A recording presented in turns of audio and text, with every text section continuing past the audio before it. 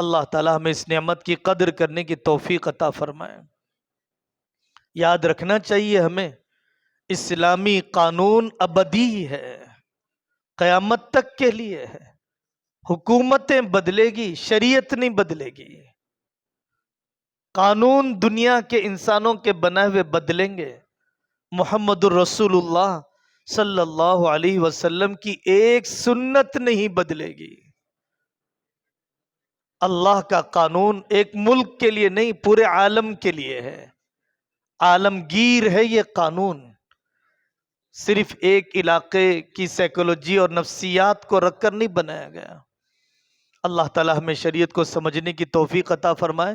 اب میں درخواست کرتا ہوں مفتی نوید سیف صاحب سے کہ وہ اپنا مذاکرہ پیش فرمائیں کہ اپنی پریکٹس میں شریعت کے حدود اور قانون کے چیلنجز کو کیسے بیلنس کیا جائے۔ اللہ تعالی ہم سب کے لیے مراشد امور الہام فرمائیں۔ بسم اللہ الرحمن الرحیم، الحمدللہ رب العالمین، والصلاة والسلام علی سیدنا محمد وعلی آلہ واصحابہ اجمعین، اما بعد۔ قال اللہ تبارک و تعالی، اعوذ باللہ من الشیطان الرجیم، بسم اللہ الرحمن الرحیم، وما آتاکم الرسول فخذوہ وما نہاکم عنہ فانتہوا، صدق اللہ العلی العظیم۔ محترم معزز وکلاء اکرام، کافی اہم موقع ہے، یہاں پر ہم سبھی جمع ہیں، اور حضرت مفتی ابوبکر جابر قاسمی صاحب دامت برکاتہم کی ایک عرصے سے یہ خواہش تھی کہ وکلاء کے لیے بھی ایک تربیتی اجلاس منعقد کیا جائے۔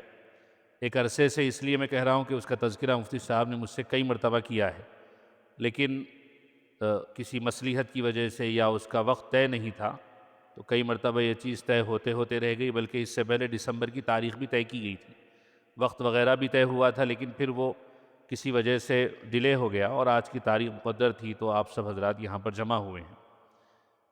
کسی ایک طبقے کے لوگوں کو جمع کر کے کسی ایک ٹاپک پہ بات کرنا آج کل کے زمانے میں بہت زیادہ مشکل ہے۔ جتنی تعداد یہاں پر جمع ہے وہ ہو سکتا ہے کہ عام جلسوں یا عام پروگرام کے مقابلے میں کافی کم ہے، لیکن ہمیں یہ دیکھنا ہے، بلکہ میں خاص طور سے یہی بات پہ غور کرتا ہوں کہ ایک ہی طبقے کے افراد کو جوڑنا آج کل بہت زیادہ مشکل ہے۔ عمومی جلسہ کرنا بہت آسان ہے، اس کی فائدے مند ہونے کا انکار نہیں ہے۔ ابھی 2-4 دن کے بعد شب برات ہوگی، تو اس پہ بھی ایک بہت بڑا مجمع ہماری مساجد میں جمع ہوگا، بڑے بڑے اصلاح معاشرہ کے پروگرامز ہوتے ہیں، کافی بڑی تعداد جمع ہو جاتی ہے، اس کی اپنی جگہ پر فائدے ہیں، اس کے نفع بخش ہونے کا یا اس کے اچھے ہونے کا انکار نہیں ہے، لیکن یہ زیادہ ہمت والی بات ہوتی ہے کہ ایک ہی طبقے کے افراد کو جمع کیا جائے اور ان کے سامنے اسی طبقے کے فائدے والی باتیں رکھی جائیں۔ مفتی صاحب کا یہاں پر تجربہ بھی ہے جو میں خود بھی اپنی طرف سے ذکر کرنا چاہ رہا تھا۔ ڈاکٹرز کا اجلاس ہوتا ہے، بڑی تعداد میں، کئی سو کی تعداد میں ڈاکٹرز جمع ہوتے ہیں، اور صرف ڈاکٹرز کو جمع کر کے انہی کے پیشے اور انہی کی فیلڈ کے مطابق باتیں بتانا اور انہی کے مقررین کو سامنے رکھنا، یہ کوئی چھوٹی بات نہیں ہوتی ہے۔ خانقاہ میں 24 گھنٹے کے لیے ڈاکٹر حضرات جمع ہوتے ہیں۔ ابھی حال ہی میں ٹیچرز کا، اسکول کے ایڈمنسٹریشنز کے ذمہ داروں کا پروگرام ہوا، اور یہ دوسری تیسری مرتبہ ہوا تھا، اور کافی بڑی تعداد میں وہاں پر مرد حضرات بھی آتے ہیں، خواتین بھی آتی ہیں، اور ایک ہی طبقے کے افراد کو جوڑ کر انہی کے مناسب مضامین عناوین پر بات کی جاتی ہے۔ تو اسی طرح کا معاملہ ایڈوکیٹس کے ساتھ بھی مفتی صاحب رکھنا چاہ رہے تھے۔ بڑا مقصد یہ ہوتا ہے کہ ایک رابطہ ہو جائے، درمیان کی خلیج ختم ہو جائے، ساتھ بیٹھنے اور اٹھنے کی وجہ سے بہت ساری چیزیں جاننے، سیکھنے، سمجھنے کا موقع مل جاتا ہے۔ اس کی سمجھ لیجیے کہ پہلی کڑی ہے، اور الحمدللہ یہ اپنی کڑی اپنی جگہ پر کامیاب ہے۔ حضرت مفتی صاحب کے الفاظ تو کئی مرتبہ یہ ہوتے ہیں کہ ایک ہی فرد آئے گا تب بھی ہم بات کر لیں گے، بلکہ ایک مرتبہ تو مفتی صاحب نے یہ بھی کہا کوئی نہیں آئے گا تو ہم آپس میں بیٹھ کر بات کر لیں گے، لیکن اجلاس ہوگا، وقت پر ہوگا اور اسی جگہ پر ہوگا۔ تعداد سے مفتی صاحب کے مقاصد پر کوئی فرق نہیں پڑتا ہے۔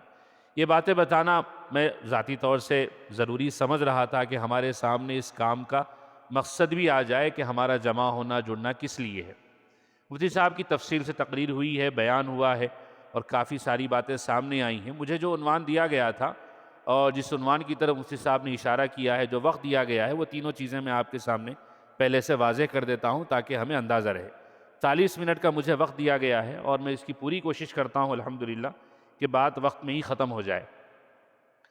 تو 40 منٹ میں سے 2-3 منٹ ہو گئے ہیں، تو وہی 35-36 منٹ باقی ہیں، اور اسی میں انشاءاللہ اس عنوان پر جو باتیں رکھنی ہیں وہ آپ کے سامنے آ جائیں گی۔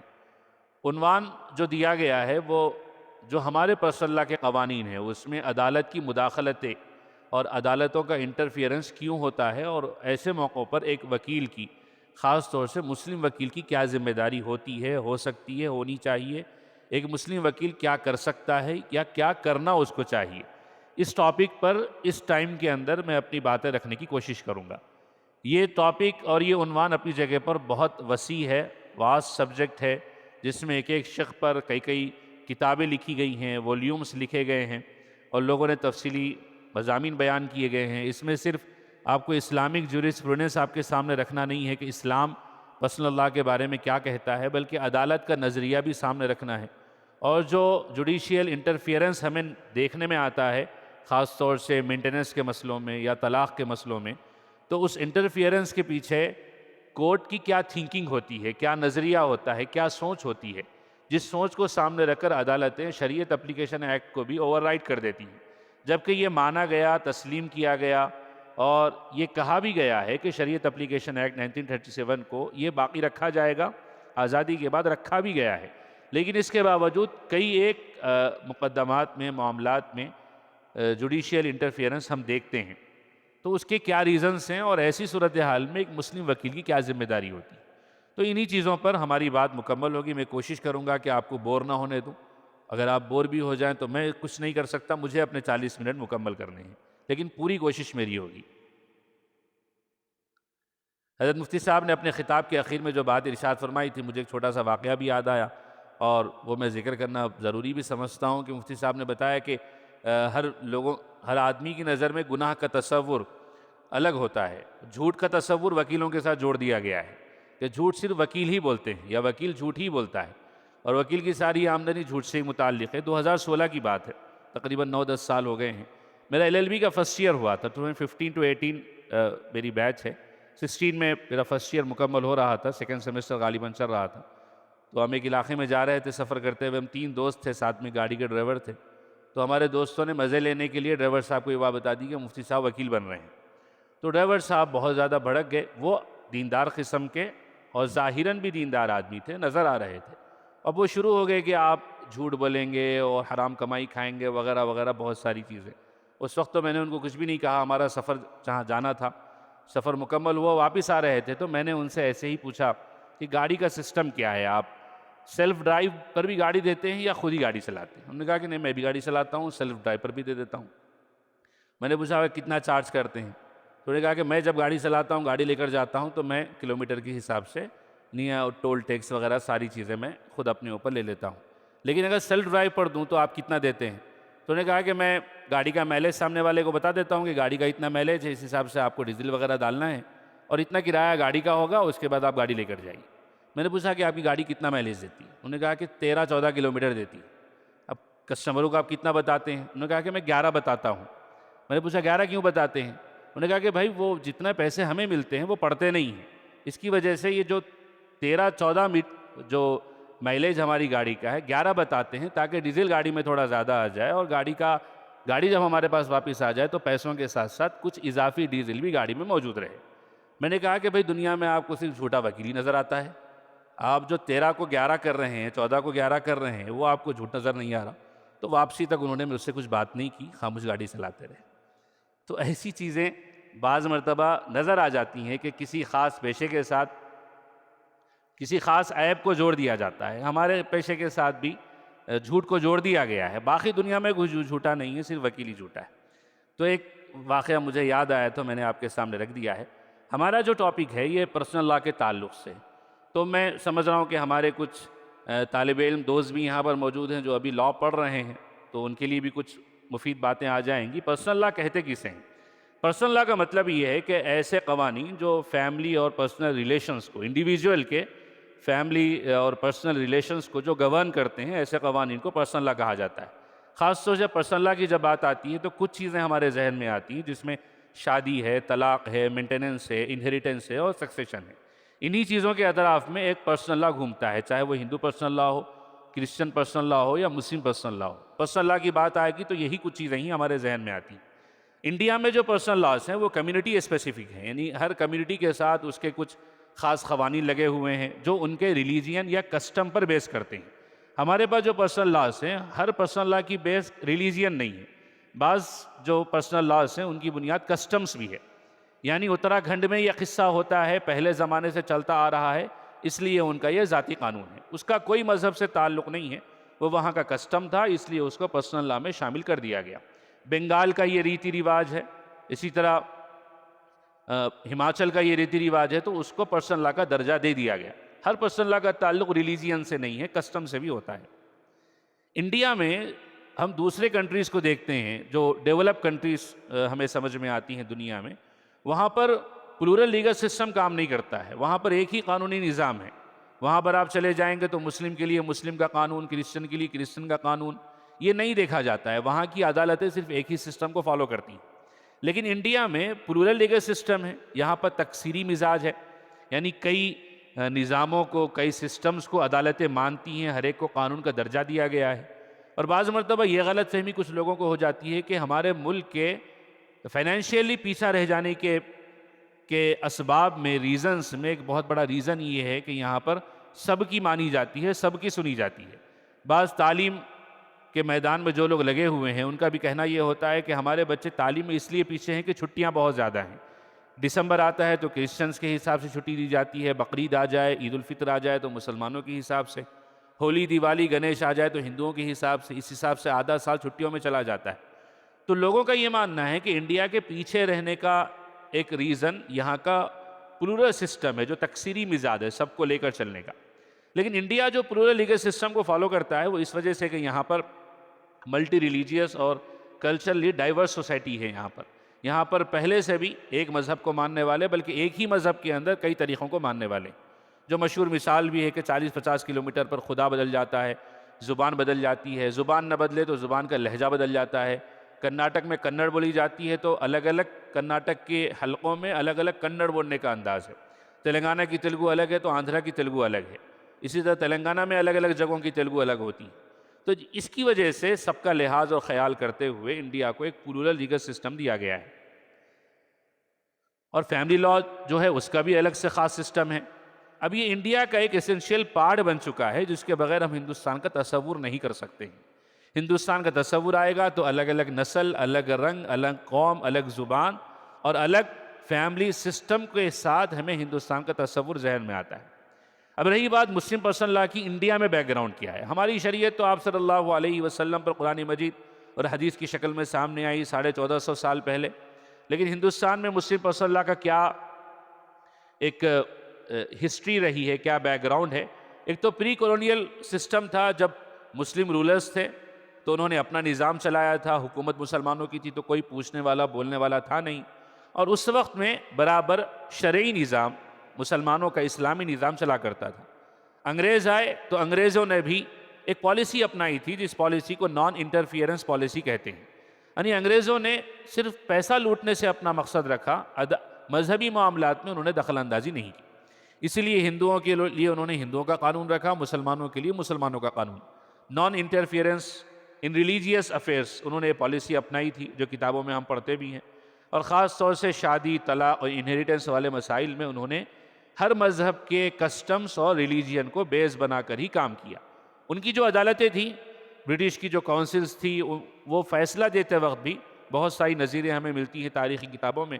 مسلمانوں کا فیصلہ آتا تھا تو مسلم قضات سے یعنی قاضیوں سے، مولوی سے رائے لی جاتی تھی، اس رائے کے حساب سے وہ لوگ فیصلہ کرتے تھے.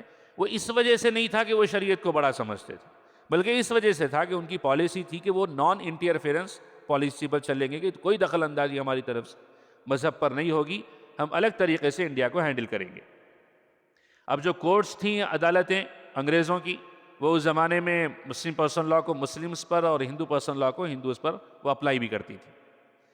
جب آزادی کا موقع آیا تو آزادی سے پہلے ایک قانون پاس ہوا تھا، گورنمنٹ آف انڈیا ایکٹ 1935 کا، جس سے ایک راستہ بنا کہ ہندوستان اب آزاد ہونے والا ہے.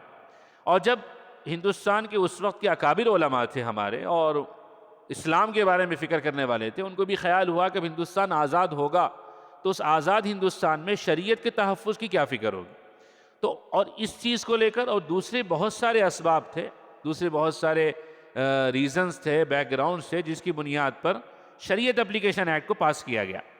اب یہ جو گورنمنٹ آف انڈیا ایکٹ تھا، اس نے کانسٹیٹیوشنل فریم ورک دیا برٹش انڈیا کو، کہ کس طرح پہ لیجسلیٹو پاورز انڈیا کو دیے جائیں گے اور کس طرح فیملی اور پرسنل میٹرز کو ہینڈل کیا جائے گا۔ اس کو دیکھتے ہوئے انڈیپینڈنس اور آزادی سے پہلے مسلم پرسنل لا یعنی شریعت اپلیکیشن ایکٹ کو پاس کیا گیا 1937 میں۔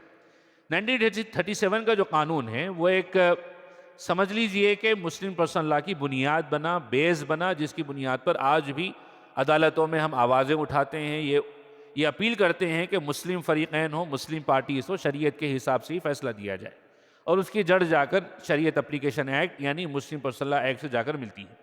ابھی اس میں جو چیزیں ہیں آپ سب جانتے بھی ہیں اور آپ نے پڑھا بھی ہوگا، وہ قانون کافی مختصر بھی ہے، جس میں شادی، طلاق اور اسی طرح وقف، انہیریٹنس، ہبہ وغیرہ کو ڈیل کیا گیا، اور یہ کہا گیا بنیادی اعتبار سے کہ پارٹیز اگر مسلم ہو کسی بھی مسئلے میں تو اس وقت مسلم پرسنل لا کو ہی اپلائی کیا جائے گا، کسی اور قانون کو ان کے اوپر نہیں تھوپا جائے گا۔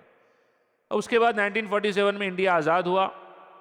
انڈیا کی آزادی کے بعد آرٹیکل 13 آپ نے پڑھا بھی ہے جوڈیشل ریویو کا، کہ جس میں وہ قوانین جو آزادی سے پہلے بنے تھے اس کی اسکروٹنی کی گئی، اور یہ دیکھا گیا کہ یہ قوانین کانسٹیٹیوشن کے ساتھ ہندوستان میں چل سکتے ہیں یا نہیں چل سکتے۔ آزادی سے پہلے جو قوانین بنے تھے ان قوانین کو آزادی کے بعد اور خاص طور سے 1950 میں دستور کے نافذ ہونے کے بعد دستور کی نظر میں اسکروٹنی سے گزارا گیا کہ جو قوانین آزادی سے پہلے بنے تھے وہ دستور کے خلاف ہیں تو ان کو ابالش کر دیا جائے، ختم کر دیا جائے۔ لیکن شریعت اپلیکیشن ایکٹ کو ختم نہیں کیا گیا، آزادی کے بعد بھی یہ چیزیں برابر باقی رہیں۔ آرٹیکل 372 ہے کانسٹیٹیوشن کا، اس نے وہ قوانین کو کنٹینیو کیا جو 1950 سے پہلے بنے تھے، آزادی سے پہلے بنے تھے، جس میں مسلم پرسنل لا بھی شامل تھا، اور یہ برابر آگے چلتا رہا، جس میں لیگل اسٹیبلٹی اور سوشل آرڈر اور ڈائیورسٹی کے ساتھ ریسپیکٹ کا معاملہ کیا گیا تھا۔ اب یہاں پر جو چیز آتی ہے اس کو ذرا سمجھنے کی ضرورت ہے، جو ہمارے سیشن کے یا ہمارے اس موضوع کے آگے کام آئے گی، کہ فنڈامنٹل رائٹس کو بہت زیادہ اہمیت دی گئی ہے ہمارے قانون میں۔ فنڈامنٹل رائٹس جو ایک شہری کے مذہب کی آزادی کی ضمانت دیتے ہیں، اور ایکویلٹی بیفور لا کی بات کہتے ہیں کہ قانون کی نظر میں سب کے سب برابر ہیں، کوئی ڈسکریمنیشن کسی کے ساتھ نہیں کیا جائے گا۔ میں چاہتا ہوں کہ یہ پوائنٹ خاص طور سے وہ طلبہ جو ابھی لا کے اسٹوڈنٹ ہیں وہ اس پوائنٹ کو ذہن میں رکھیں، تاکہ آگے سیشن کی بات ان کے سامنے اچھی طریقے پر آ جائے۔ فنڈامنٹل رائٹس یعنی جو بنیادی حقوق ہمارے دستور میں دیے گئے ہیں، ان کو کہا گیا کہ یہ سارے شہریوں کے لیے برابر ہوں گے، کسی شہری کے ساتھ فنڈامنٹل رائٹس میں کوئی مساوات نہیں برتی جائے گی، کوئی ڈسکریمنیشن نہیں کیا جائے گا، مذہب پر عمل کرنے کی آزادی ہوگی، لیکن قانون کی نظر میں سب کے سب برابر ہوں گے۔ اور یہ چیز جو فنڈامنٹل رائٹس آئی، اس نے اسٹیٹ کے پاور کو لیمٹ کر دیا کہ اسٹیٹ یعنی ریاست، قانون، اب حکومتیں ایسا قانون نہیں بنا سکتی جو ملک کے رہنے والے لوگوں کی مذہبی آزادی کو ختم کر دے۔ اس پوائنٹ کو آپ ذہن میں رکھیے، آگے آپ کو یہ چیز سمجھ میں آئے گی جب یہ سوال آئے گا کہ عدالتیں دخل اندازی کیوں کرتی ہیں۔ آرٹیکل 25 ہم پڑھتے ہیں جس میں فریڈم آف ریلیجن کی بات کہی گئی ہے کہ مذہب پر عمل کرنے کی، مذہب کی ترویج و اشاعت کی، اور ہماری مذہبی عبادت گاہیں، تعلیم گاہیں بنانے کی اجازت دی گئی ہے۔ لیکن اس کے باوجود ہم دیکھتے ہیں کہ عدالتوں نے ہمارے معاملات میں دخل اندازی کی ہے، آرٹیکل 25 کے ہوتے ہوئے، فار فنڈامنٹل رائٹس کے بھی ہوتے ہوئے عدالتوں نے دخل اندازی کیوں کی ہے؟ یہ ایک بہت بڑا سوال ہے۔ پرسنل لا اور ریلیجیس فریڈم، کہ پرسنل لا کو ریلیجیس پریکٹس کے ساتھ جوڑ دیا گیا، خاص طور سے فیملی میٹرز میں، یعنی مذہبی آزادی دی گئی تو ساتھ میں یہ کہا گیا کہ ہر مسلمان یعنی ہندوستان کا رہنے والا ہر مسلمان شہری اپنے ذاتی معاملات میں اپنے مسلم پرسنل لا پر عمل کرنے پر مکمل آزاد ہے، کوئی دخل اندازی، کوئی رکاوٹ اس کے معاملے میں نہیں کی جائے گی۔ اس لیے آج بھی ہم دیکھتے ہیں کہ مساجد ہم بنا سکتے ہیں، مدارس بنانے پر آزادی ہے، اور ہمارے ظاہری حلیے کو بھی ہم مکمل اسلامی طریقے پر پیش کر سکتے ہیں، جس کے لیے کسی قسم کی کوئی رکاوٹ ہمیں نظر نہیں آتی۔ لیکن ایک سوال پھر اس کے بعد بہت بڑا اٹھا، اس وقت تو نہیں، آزادی کے فوراً بعد، لیکن آگے جیسے جیسے ہندوستان آگے بڑھتا رہا تو ایک سوال اٹھا کہ can personal law violate fundamental rights? یہ ایک ایسا سوال تھا جس نے آگے چل کر مسلم پرسنل لا کی مکمل تصویر کو بدل دیا۔ اب یہ سوال یہ تھا کہ کیا پرسنل لا فنڈامنٹل رائٹس کو وائلیٹ کر سکتا ہے یا نہیں کر سکتا ہے؟ یہ سوال ایسا ہے کہ اس پر تھیسس لکھی جا سکتی ہیں، بڑے مضامین لکھے جا سکتے ہیں کہ ایک طرف پرسنل لا ہے اور دوسری طرف فنڈامنٹل رائٹس ہیں. کیا یہ دونوں برابر چل سکتے ہیں؟ کیا ہندوستان کا کوئی مسلمان شہری فنڈامنٹل رائٹس کو وائلیٹ کیے بغیر اپنے پرسنل لا پر عمل کر سکتا ہے یا نہیں کر سکتا؟ آزادی کے فوراً بعد تو یہ سوال پیدا نہیں ہوا، لیکن آگے جیسے جیسے معاملات بڑھتے رہے اور عدالتوں کی طرف لوگوں کا رجوع شروع ہوا، اب ایک خاتون نے جا کر عدالت میں یہ مقدمہ دائر کر دیا کہ شوہر نے مجھے طلاق دے دی ہے، طلاق اپنے پرسنل لا کے تحت دی، اور مجھے عدت تک وہ نفقہ دے رہا ہے، وہ بھی پرسنل لا کے تحت دے رہا ہے، لیکن عدت کے بعد وہ میرے کسی خرچے کا ذمہ دار نہیں ہے. اب یہاں پر سوال اٹھا کہ کیا پرسنل لا فنڈامنٹل رائٹس کو وائلیٹ کر دیتے ہیں کہ ایک مرد پر ہم اتنی ہی ذمہ داری دیں کہ مطلقہ کی عدت کے بعد وہ نفقہ دینے کا پابند ہے یا نہیں؟ یہ ایک ایسا سوال تھا جس نے بعد میں ججز کے ذہن کو بدلا اور جوڈیشری کا انٹرفیئرنس ہمیں نظر آتا ہے. اسی طرح کوئی رجوع ہو گئی کورٹ سے اور اس کا مطالبہ یہ تھا کہ ہمارے بھائیوں کو والد کی وراثت میں پورا مکمل حصہ مل رہا ہے، لیکن ہم ایک بہن، دو بہن، تین بہنوں کو آدھا حصہ مل رہا ہے. اب حصہ بھائیوں کو زیادہ دینا یہ پرسنل لا کہتا ہے، بہنوں کو کم حصہ دینا یہ بھی پرسنل لا کہتا ہے، لیکن فنڈامنٹل رائٹس کہتے ہیں کہ لا کے سامنے سارے کے سارے ایکول ہیں، بہن بھی برابر ہے، بھائی بھی برابر ہے، بیٹا برابر ہے، بیٹی برابر ہے. اب سوال یہ اٹھا کہ کیا پرسنل لا فنڈامنٹل رائٹس کو وائلیٹ کرتے ہیں یا نہیں کرتے ہیں؟ اس سوال کا جواب ہمیں جاننے کی ضرورت ہے. اب الگ الگ وقتوں میں کورٹس نے الگ الگ اپروچز لیے ہیں.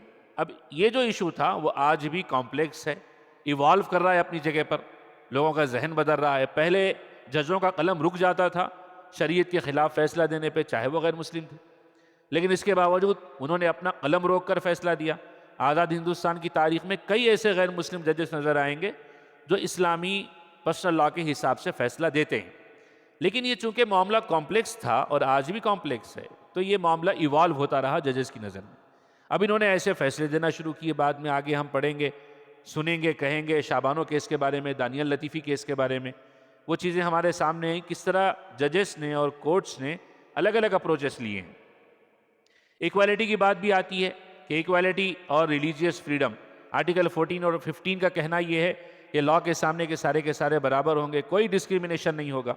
اور پرسنل لا کبھی کبھار جینڈر جسٹس اور ایکول پروٹیکشن کی بات بھی رکھ دیتا ہے ججز کے سامنے کہ ایک طرف جیسے ابھی بتایا گیا کہ پرسنل لا پر عمل کریں گے تو فنڈامنٹل رائٹس وائلیٹ ہوتے نظر آئیں گے، فنڈامنٹل رائٹس پر عمل کریں گے تو پرسنل لا میں انٹرفیئرنس سامنے آ جائے گا. تو کورٹس کی کوشش رہی ہے بعض مرتبہ کہ وہ بیلنس کو لے کر چلیں اور ریلیجیس اٹانومی باقی رہے. یعنی ایسا نہ ہو کہ مسلمانوں کے ڈائریکٹ قرآن و حدیث پر زد پڑ جائے، یا ایسا پہلے کے ججز کا معاملہ رہا، رد عمل رہا، لیکن بعد میں مختلف صورتحال و تصویر ہمارے سامنے آتی ہے. آرٹیکل 44 کی بات بھی ہمارے سامنے ہے، یونیفارم سول کوڈ کی. اب یونیفارم سول کوڈ آرٹیکل 44 رکھا گیا دستور میں، اور آنے والی حکومتوں کو یہ رہنمائی دی گئی کہ وہ آگے چل کر ایسا کوئی قانون بنائے جس میں قانون کی نظر میں سب کے سب برابر ہوں. خیر وہ آج کی نشست کا ہمارا موضوع نہیں ہے، لیکن اس سے ملتا جلتا ہے، اس کو بھی ذہنوں میں رکھنا ضروری ہے. لیکن آرٹیکل 44 کی بات آتی ہے تو دو طبقے ہمارے معاشرے میں پیدا ہو جاتے ہیں، خاص طور سے وکلاء کے طبقے میں بھی. ایک طبقے کا ماننا یہ ہے کہ چونکہ آرٹیکل 44 کانسٹیٹیوشن میں لکھا گیا ہے اور ڈائریکٹو پرنسپل ہے، اس لیے اس کو نافذ کیا جانا چاہیے، کیا جائے گا، چاہے وہ مسلم ہو یا غیر مسلم ہو. وہ شریعت کی مخالفت میں بات نہیں کرتے ہیں اگر مسلم ایڈوکیٹ یہ کہتا ہے کہ UCC نافذ ہوگا، بلکہ وہ یہ دیکھ کر کہتا ہے کہ چونکہ کانسٹیٹیوشن میں آرٹیکل 44 کی بات کہی گئی ہے، ڈائریکٹو پرنسپل ہے اسٹیٹ پالیسی کو لے کر، تو نتیجے میں آگے چل کر کبھی نہ کبھی، چاہے وہ 2029 میں ہو یا 2034 میں، UCC برابر ہمارے ملک میں نافذ ہو کر رہے گا. لیکن اس کے مقابلے میں ایک طبقہ یہ کہتا ہے کہ ڈائریکٹو پرنسپلز کو فنڈامنٹل رائٹس کے سامنے رکھ کر دیکھا جائے تو فنڈامنٹل رائٹس اوور رائڈ کر دیتے ہیں ڈائریکٹو پرنسپلز کو. یعنی جو ہدایتیں ملک چلانے والوں کو دی جاتی ہیں وہ ہدایتیں کمزور پڑ جائیں گی اگر وہ فنڈامنٹل رائٹس کے سامنے آ جائیں. اور فنڈامنٹل رائٹس میں مذہب کی آزادی دی گئی ہے، اس لیے UCC نافذ نہیں ہوگا. خیر یہ الگ ایک موضوع ہے.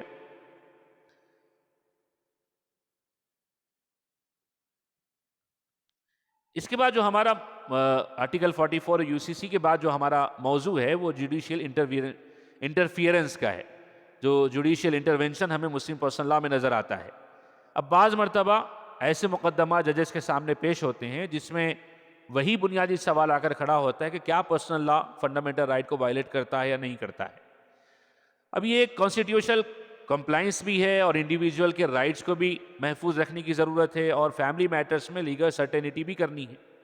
ہمارا جو معاملہ ہے شریعت کو لے کر، جس میں آخرت کا تصور ہے اور اس کے علاوہ دوسرے کئی منافع ہیں شریعت پر عمل کرنے پر، جیسے یہاں پر وہ بات مناسب ہے کہ آپ سب حضرات کے سامنے ذکر کر دی جائے کہ شریعت مطلقہ کا نفقہ عدت تک ہی کو کہتی ہے۔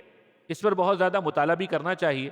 مختصراً ہمارا جو نکاح اور طلاق کا معاملہ ہے یہ کسی فرد کی ذاتی زندگی تک محدود نہیں ہوتا ہے۔ کوئی مرد اگر غیر شادی شدہ زندگی گزارے تو وہ ایک خطرہ ہے سوسائٹی کے لیے، کبھی بھی بہک سکتا ہے، کبھی بھی اس کی چال میں لغزش آ سکتی ہے، اس سے کبھی بھی گناہ ہو سکتا ہے۔ اسی طرح ایک غیر مسلم لڑکی ہے، غیر شادی شدہ خاتون، غیر شادی شدہ لڑکی، یہ نہ صرف معاشرے کے لیے خطرہ ہے، خطرہ اس معنی میں کہ اگر وہ اپنی نفسانی خواہشات میں بہک جائے، بھٹک جائے تو بہت ساروں کے لیے خطرہ بن سکتی ہے۔ ساتھ میں اس کی فائنینشیل ایڈ کے لیے، یا پھر یہ کہہ لیے کہ اس کی فائنینشیل رسپانسبلٹی کس پر ہوگی۔ شریعت ایک طرف یہ کہتی ہے کہ خاتون کو پردہ کرنا چاہیے، خواہ مخواہ باہر نہیں نکلنا چاہیے۔ ایک مسلمان لڑکی اگر شادی نہیں کرے گی تو اس کو کمانے کے لیے اگر باہر نکلنا پڑے تو شریعت کی مخالفت ہوگی۔ شریعت نے ایک نظام بنایا، ایک سسٹم بنایا، ان کو گھر کی حد تک قید کر کے نہیں رکھا ہے بلکہ گھر کی مالکن بنا کے رکھا ہے، اور ساتھ میں یہ کہا کہ گھر کے اندرونی معاملات کی ذمہ داری تم اٹھاؤ گی، اور تمہارے فائنینشیل معاملات کی ذمہ داری گھر کے مرد اٹھائیں گے۔ سب سے پہلی ذمہ داری شوہر کی آتی ہے۔ کوئی شادی نہ کرے تو ایک شادی نہ کرنے کی وجہ سے ایک چین ڈسٹرب ہوتی ہے، ایک معاملہ پورا ڈسٹرب ہو جاتا ہے، ایک خلل پیدا ہو جاتا ہے ایک سوسائٹی میں۔ اسی لیے شادی کی ترغیب بھی دی گئی، اور یہ کہا گیا کہ کوئی خاتون غیر شادی شدہ نہ رہے، چاہے عمر کے کسی حصے میں۔ اسی سوچ کو سامنے رکھتے ہوئے شریعت نے کہا کہ کسی کی طلاق اگر ہو جائے تو عدت گزرنے کے بعد وہ شادی کر لے، تاکہ وہ کسی اور کی ذمہ داری میں آ جائے، اس کے نان نفقے کا کوئی اور مرد ذمہ دار بن جائے، اب یہ باپ اور بھائیوں پر ایک بوجھ کی طرح محسوس نہ ہو۔ لیکن چونکہ ہماری سوسائٹی میں دوسری شادی عملاً مشکل بھی ہوتی ہے، نتیجے میں یہ ایک ایسا کمپلیکس سسٹم ہمارے سامنے آتا ہے کہ طلاق کے بعد یہ عورت کہاں جائے۔ شریعت نے مکمل رہنمائی دی ہے کہ طلاق اگر ہو گئی ہے، خلا اگر ہو گئی ہے تو اس کی دوسری شادی کا انتظام کیا جائے، دوسری شادی کو معیوب نہ سمجھا جائے، عمر کے حساب سے پہلے سے شادی شدہ مرد سامنے آ جائیں سوسائٹی کو باقی رکھنے کے لیے، اور اسلامی سوسائٹی باقی رکھنے کے لیے وہ شادی کریں۔ کوئی مسلمان مرد یا عورت بغیر نکاح کے نہ رہیں، اور یہ سسٹم دیا گیا، اور ساتھ میں یہ کہا گیا کہ عدت تک ہی نفقہ دیا جائے گا۔ عدت کے بعد نفقہ دینے میں کیا خرابیاں ہوں گی؟ اس کا ایک ریزن میں ذکر کر دیتا ہوں، آپ اپنے مطالعے سے اور بھی سارے وجوہات سامنے لا سکتے ہیں۔ ایک شادی شدہ عورت جس کی طلاق ہو جائے، شادی ختم ہو جائے، اور اس کے بعد شوہر کو نفقے کا پابند بنا دیا جائے، اور صرف یہ نہ کہا جائے کہ آپ کو کھانے کا خرچہ اٹھانا ہے، بلکہ یہ کہا جائے کہ یہ اگر کرائے کے گھر میں رہتی ہے تو گھر کا رینٹ بھی آپ کو دینا پڑے گا، اس کے میڈیکل بلز بھی آپ کو اٹھانے پڑیں گے، سارے خرچے اٹھانے پڑیں گے، تو کوئی عورت دوسرا نکاح کرنے کے بارے میں سوچے گی ہی نہیں، وہ آزاد ہے، خواہ مخواہ جا کر کیوں روٹیاں بیلے اور کھانا بنائے، کپڑے دھوئے، گھر صاف رکھے۔ کوئی خواہ مخواہ ان جھمیلوں میں آج کے زمانے میں خاص طور سے پڑھنا بھی نہیں چاہتی ہے۔ جب پیسہ اچھا مل رہا ہے شوہر کی طرف سے تو بعض مرتبہ، میں ہر مطلقہ خاتون کو الزام نہیں دینا چاہتا، لیکن شیطان میرے اور آپ کے سب کے ساتھ لگا ہوا ہے، تو یہ ذہن میں بات آ جائے گی جب پیسہ مل رہا ہے تو خواہ مخواہ کسی کی ذمہ داری میں جانے یا کسی کی ذمہ داری اٹھانے کی کیا ضرورت ہے۔ یہ ایک ریزن ہے، اس کے علاوہ دوسرے بہت سارے ریزنز ہیں۔ شریعت نے پابندی لگا دی کہ مطلقہ کا نفقہ عدت تک ہے، اور اس کے بعد اب وہ ذمہ داری میں آ جائے گی باپ کی۔ فضائل بتائے گئے، ایسے مرد کے لیے بہت بڑی خوشخبری کی بات ہے جو اپنی مردودہ بیٹی، یعنی وہ بیٹی جس کی اس نے شادی کر دی تھی لیکن طلاق، خلا یا بیوہ ہونے کی وجہ سے وہ واپس آ گئی، اس کی ذمہ داری دوبارہ اٹھاتا ہے۔ آپ صلی اللہ علیہ وسلم نے بڑے فضائل ارشاد فرمائے، ان بھائیوں کے لیے بھی فضائل ارشاد فرمائے جو مطلقہ یا بیوہ اپنی بہنوں کی ذمہ داریاں اٹھاتے ہیں۔ شریعت نے ہر ایک کا راستہ بتایا ہے، لیکن ایک ہی پرسپیکٹیو عدالتوں کے سامنے رکھا جاتا ہے، اور عدالتیں چونکہ آخرت کے نظریے پر یقین نہیں رکھتی ہیں، وہ آج کا مسئلہ، آج کا فیصلہ، آج کا مسئلہ اور آج کا حل، آج کی پرابلم، آج کا سلوشن وہ کل پر نہیں ڈالیں گی۔ اس لیے عدالتیں یہ نہیں کہتی ہیں کہ بھی مطلقہ کا نفقہ عدت تک اس لیے دیا جا رہا ہے تاکہ تم جلدی شادی کر لو۔ عدالت اپنی جگہ پر رہتے ہوئے، جج اپنی جگہ پر رہتے ہوئے یہ بات نہیں کہہ سکتا ہے، ان کو آج کے پرابلم کے لیے آج کا سلوشن چاہیے، اس لیے انہوں نے یہ فیصلے سنائے کہ جب تک یہ شادی نہیں کرتی ہے شوہر ذمہ داری اٹھائے گا۔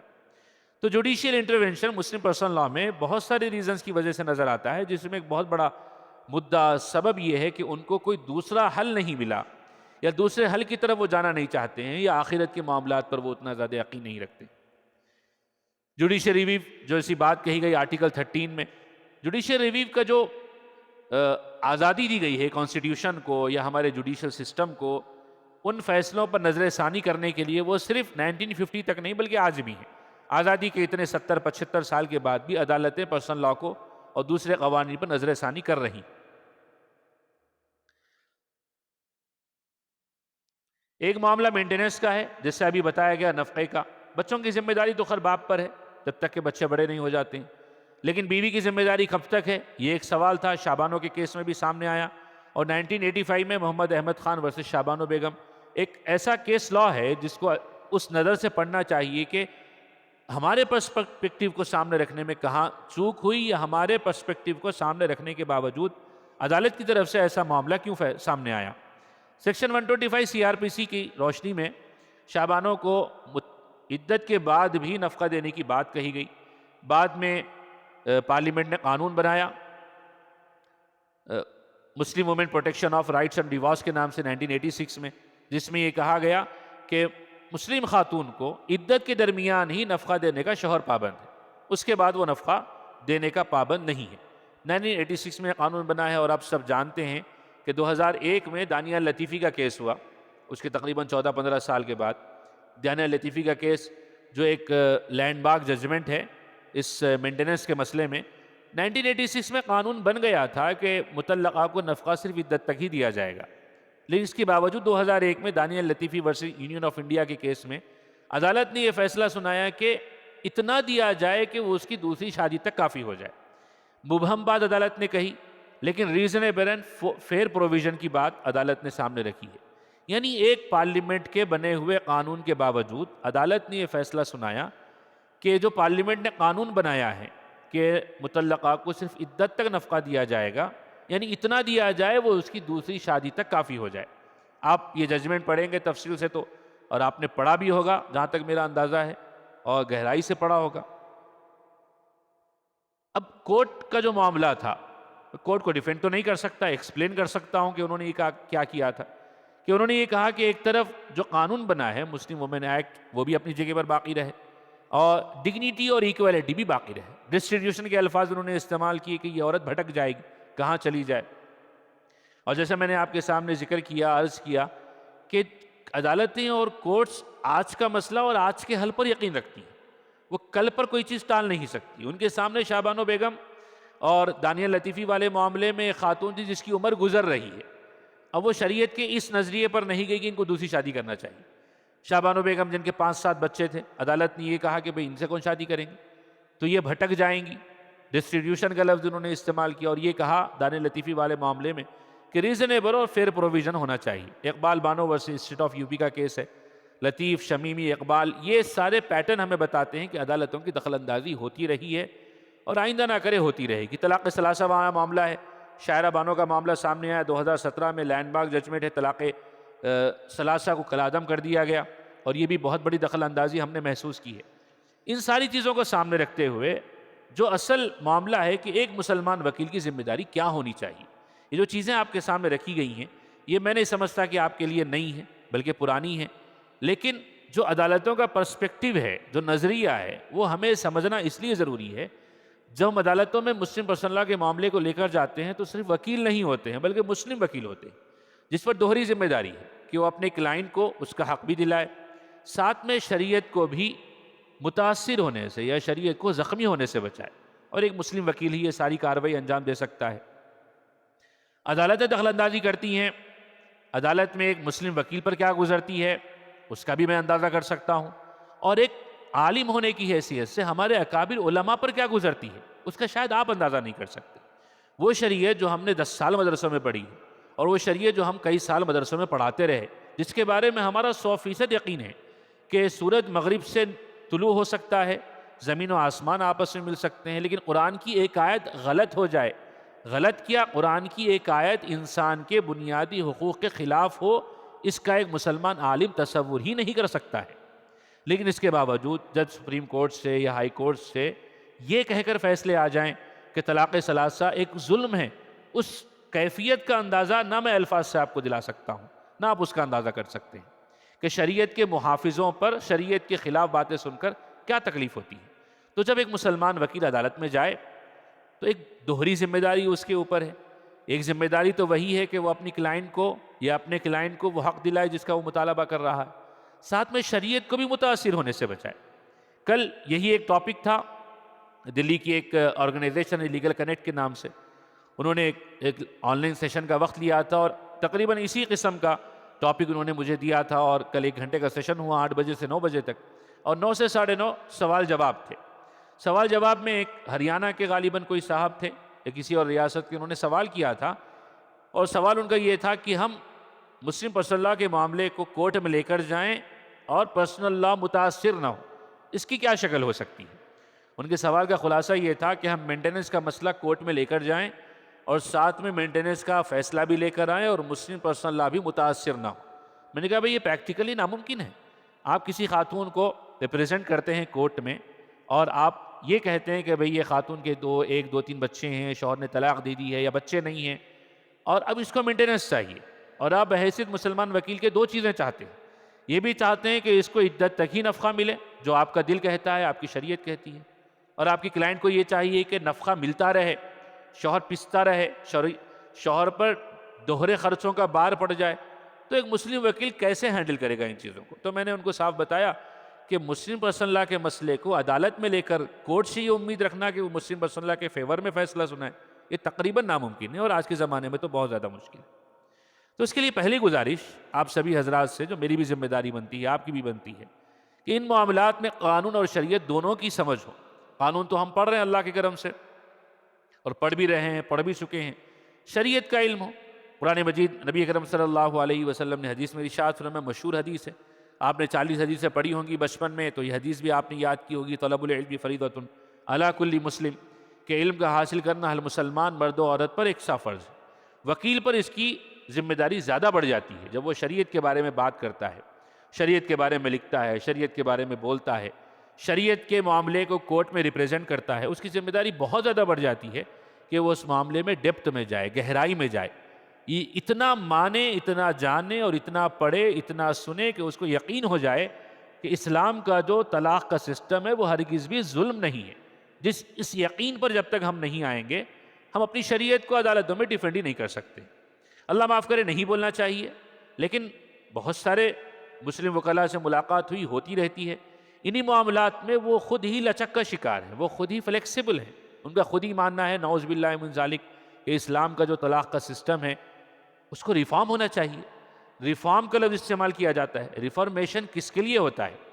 جو نعوذ باللہ پہلے سے خراب ہو یا جس میں اصلاح کی ضرورت ہو، اس کو ریفارم کیا جاتا ہے۔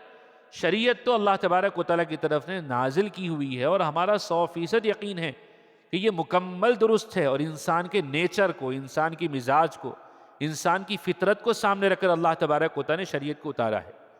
بہت سارے ہمارے مدرسوں کے پڑھے ہوئے 5-6 سال کے تعلیم یافتہ بچے قائل کر سکتے ہیں، کنونس کر سکتے ہیں، لیکن ان کے ساتھ بیٹھا جائے، پڑھا جائے، سمجھا جائے، جنہوں نے ہدایہ پڑھی ہے وہ خود کسی کو کنونس کر سکتے ہیں یہ بتانے کے لیے کہ شریعت کا مزاج انسان کی فطرت کو سامنے رکھ کر کیسے تیار کیا گیا ہے۔ اس کی مثال کسٹڈی کے ایکٹ کی آپ سمجھ سکتے ہیں، میں وہ مثال بھی دے دوں گا، پھر ہم 2-4 منٹ ہماری سیشن کے باقی رہ گئے ہیں۔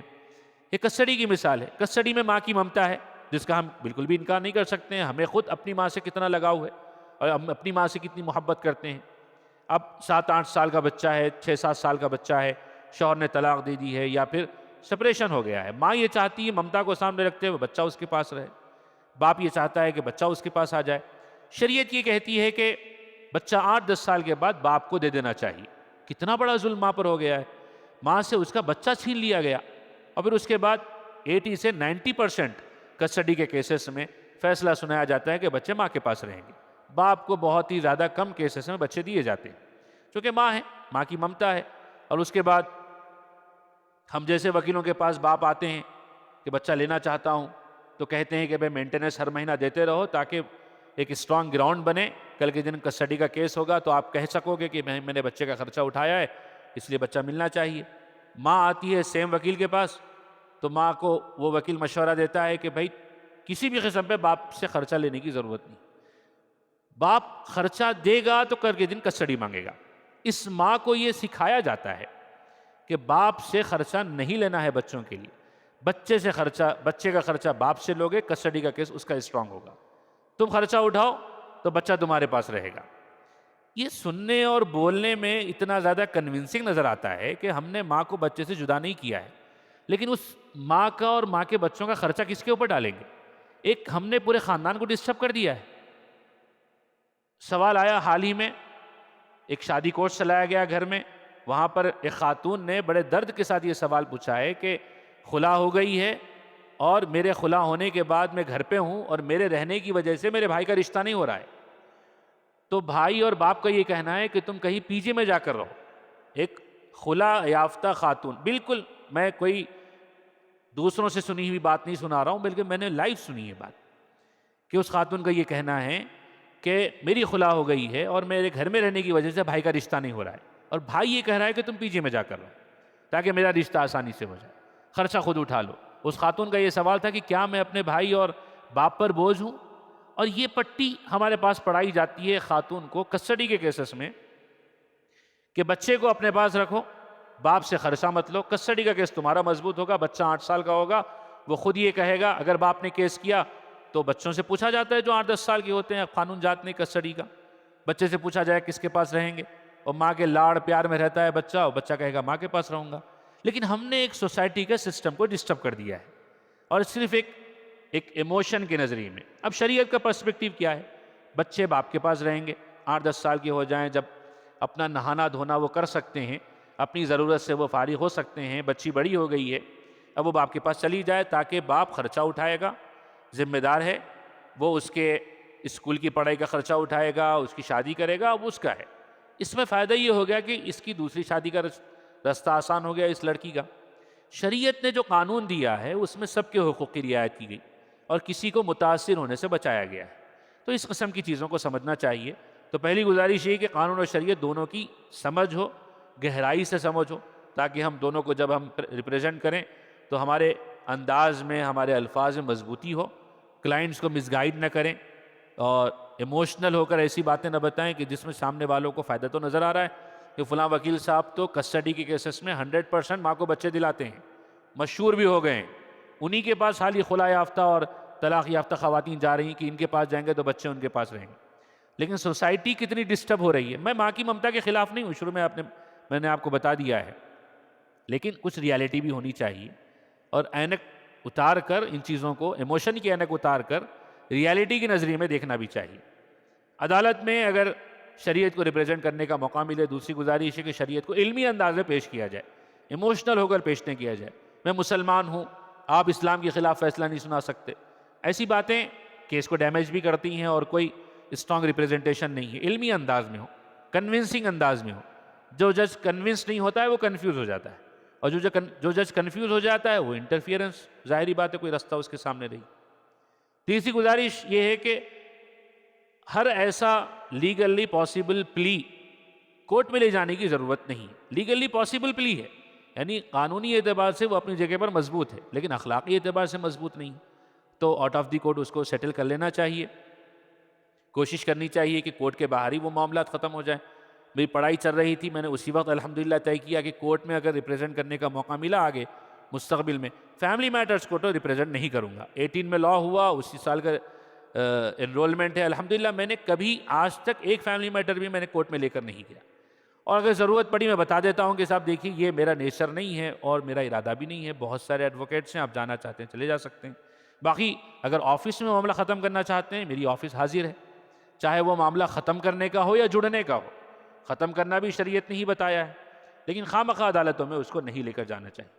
تو ہر لیگلی پاسبل پلی اخلاقی اعتبار سے لٹیگیشن کے لیے درست نہیں ہوتی ہے، کاؤنسلنگ کو مقدم کرنا چاہیے، اور قانون کو ہم استعمال کریں، قانون کا استحصال نہ کریں۔ قانون یوز کرنے کے لیے، ایکسپلائٹ کرنے کے لیے نہیں ہے۔ قانون مل گیا ہے، تھوڑی مہارت ہمیں آ گئی ہے، خیر وہ تفصیلی سیشنز ہوں گے، اللہ کرے رمضان کے بعد ترتیب بنے۔ حضرت مفتی صاحب کی جو دلی تمنا ہے دینہ تمنا ہے کہ وہ ایک بڑے پیمانے پر ایڈوکیٹس کو لے کر بیٹھیں اور آپسی تعلقات ہمارے مضبوط ہوں. تو ہم تفصیل سے بات بھی آئے گی انشاءاللہ کہ لا کو مس یوز نہیں کرنا ہے. لا کو ہم یوز کریں گے ایک ٹول کی طرح، لیکن ایکسپلائٹ نہیں کریں گے کہ لا ہمارے فیور میں ہے تو جس قسم کا چاہے اس کو ہم استعمال کرتے رہیں. اور جس طرح ایک مفتی وکیل نہیں ہوتا ہے، ہر وکیل مفتی بھی نہیں ہوتا ہے. یہ ریالٹی کو بھی سمجھنا چاہیے. شریعت صرف ایک کتاب 2 کتاب پڑھ لینے کا نام نہیں ہے. اور یہ بات میں خود کہہ سکتا ہوں کیونکہ میں نے 9 سال الحمدللہ شریعت پڑھی ہے، قانون بھی پڑھا ہے 3 سال، کیونکہ بڑی بات نہیں ہے. اللہ تبارک و تعالیٰ کا کرم ہے کہ اللہ نے راستے آسان کی. تو جس طرح میں یہ کہہ سکتا ہوں کہ ہر مفتی وکیل نہیں ہوتا ہے، اسی طرح ہر وکیل مفتی بھی نہیں ہوتا ہے. شریعت کا کوئی معاملہ سمجھ میں آ جائے، قرآن مجید میں اللہ تبارک و تعالیٰ نے ارشاد فرمایا فَاسْأَلُوا أَهْلَ الذِّكْرِ إِن كُنتُمْ لَا تَعْلَمُونَ. شریعت کے معاملے میں اللہ تبارک و تعالیٰ نے راستہ بتایا ہے کہ تمہیں شریعت کا کوئی معاملہ معلوم نہیں ہے تو تم باوجود عالم ہوتے ہوئے، مفتی ہوتے ہوئے نہیں جانتے ہو تو اپنے سے بڑے عالم سے ربط کر لو. وَفَوْقَ كُلِّ ذِي عِلْمٍ عَلِيمٌ. قرآن مجید میں اللہ تبارک و تعالیٰ نے فرمایا کہ ہر جاننے والے پر کوئی بڑا جاننے والا موجود ہے. تو شریعت کو فٹ بال کا میدان ہرگز بھی نہ بنایا جائے. موم کی ناک کچھ لوگ بنا لیتے ہیں، کہنا تو نہیں چاہیے. میں بہت ساری باتیں کہنا تو نہیں چاہیے کہتا رہا ہوں، تو خیر اس کو بھی آپ تھوڑا برداشت کر لیجئے. شریعت کو ہم میں سے بہت سارے لوگوں نے موم کی ناک بنا لیا ہے. موم کی ناک ہوتی ہے وہ جس طرح مڑ جاتی ہے. ہماری فیور میں ہے تو ہم نے سیدھا کر لیا، اور ہمارے فیور میں نہیں ہے تو ہم نے موڑ لیا. اس طرح کا معاملہ نہ ہو. فقہی ابہام کہیں پر ہو، شریعت کا کوئی معاملہ سمجھ میں نہیں آ رہا ہے، کسی مفتی سے فون پر بات کرنے کے بجائے ملاقات کریں، وقت لیں، چلے جائیں اور جا کر اس شریعت کے معاملے کو سمجھنے کی کوشش کریں. اور اگر وہ آپ کے کلائنٹ کے دعوے سے مطابقت نہیں پا رہا ہے تو آپ کیس چھوڑ دیجئے. مفتی صاحب نے بھی بتایا ہے کہ کوانٹٹی اصل چیز نہیں ہے، برکت اصل چیز ہے. ایسا نہ ہو کہ ہمارے ہاتھوں سے نعوذ باللہ شریعت میں بگاڑ پیدا ہو جائے. اس سے زیادہ خسارے اور نقصان والی بات کیا ہوگی کہ میں اس بنیاد پر 3 طلاق کے قانون کو، 3 طلاق کے معاملے کو انویلڈ کہہ کر کورٹ میں پیش کر رہا ہوں. اور یہ ہوا بھی ہے کہ ایک جگہ پر کہ ایک مسلمان وکیل صاحب نے ریپریزنٹ بھی کیا معاملہ، میں نے خود ان سے بات کی، اور شاید بعد میں اگر یہ ریکارڈڈ ویڈیو دیکھیں گے تو میں نے ان کی بات بغیر نام لیے ذکر کی. انہوں نے ایک جگہ پر کورٹ میں کئی سال یہ مقدمہ چلایا. شوہر نے 3 طلاق دے دی تھی، یہ ٹرپل طلاق قانون آنے سے پہلے کی بات ہے. شوہر نے 3 طلاق دے دی تھی، انہوں نے انویلڈ کروا دیا فیملی کورٹ سے کہ 3 طلاق نہیں ہوئی ہے. یہ ججمنٹ آیا ہے فیملی کورٹ کے آرڈرز میں. میں نے ان سے فون کر کے بات کی کہ پہلے تو انہوں نے کہا کہ میں مسلمان ہونے کے اعتبار سے یہ مانتا ہوں کہ 3 طلاق ہو گئی، لیکن پروفیشنلزم میرا ہے اور میں نے پروفیشنلی اس کیس کو ہینڈل کیا ہے.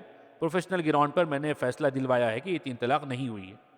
میں نے گراؤنڈز پوچھے ان سے کہ کس گراؤنڈ پر آپ نے یہ فیصلہ لیا ہے. انہوں نے گراؤنڈ بتایا ہے کہ شادی ایک ضلع میں ہوئی تھی، طلاق ایک ضلع میں ہوئی، تو جوریڈکشن چینج ہو گیا، جس کی وجہ سے میں نے جج سے یہ فیصلہ لے لیا کہ ایک ضلع کی شادی پر دوسرے ضلع کی، یعنی ایک جورسپروڈنس والے، ایک جوریڈکشن والے علاقے کی شادی پر دوسرے جوریڈکشن والے علاقے کی طلاق اپلیکیبل نہیں ہوگی. عجیب معاملہ ہے. وہ ڈسٹرکٹ میں شادی ہوئی تھی، وہ حیدرآباد آگے تھے وہ صاحب، وہاں سے انہوں نے طلاق کا پیپر لے لیا تھا. اب انہوں نے ٹیکنیکل گراؤنڈز پر وہ طلاق کو انویلڈ کر دیا. لیکن یہ کیا کمال ہو گیا کہ میرے ہاتھوں سے میں نے اپنی شریعت کو بگاڑ دیا. تو بہت زیادہ خطرے والی چیز ہے. ایڈوکیسی عبادت بھی بن سکتی ہے، بنتی بھی ہے، اور بہت آسان ہے ایک وکیل کا عبادت گزار بننا آج کے زمانے میں، خاص طور سے جب قانون کو آپ جیسے وکیلوں کی ضرورت ہے. تو آپ کم عبادت کے ذریعے سے بھی، قانونی پریکٹس کے ذریعے پیسہ کماتے ہوئے، اپنے پروفیشنل پر عمل کرتے ہوئے اور پروفیشنلی ایکسپرٹ بنتے ہوئے بھی آپ عبادت گزاروں سے زیادہ ثواب حاصل کر سکتے ہیں.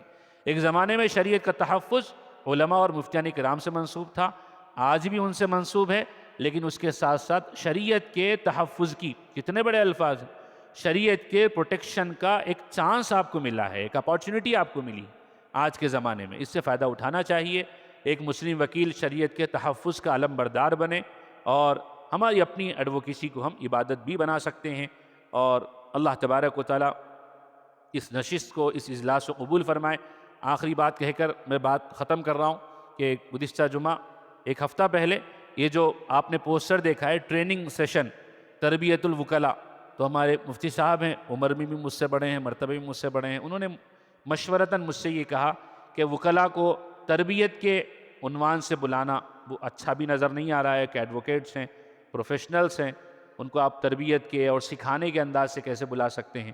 تو خیر میں نے ان کو تو کچھ بھی نہیں کہا، لیکن میں آپ کے سامنے عرض کر رہا ہوں کہ پریکٹس کا جو ورڈ ہے وہ دونوں کے ساتھ ہی لگا ہوا ہے، یا تو میڈیکل پریکٹیشنرز ہیں ڈاکٹرز، یا لیگل پریکٹیشنرز ہیں ہم، یعنی ہمارے پیشے کے ساتھ ہی سیکھنا لگا ہوا ہے، تو ہم اس میں کوئی خرابی نہیں سمجھیں گے اگر کوئی علماء ہمیں سکھائیں، ہم سے کم عمر والا ہمیں سکھائے یا ہم سے کم تجربے والا ہمیں سکھائے، ہمارا کام ہی سیکھنا ہے، ہم تو پریکٹس کر کے سیکھتے رہتے ہیں۔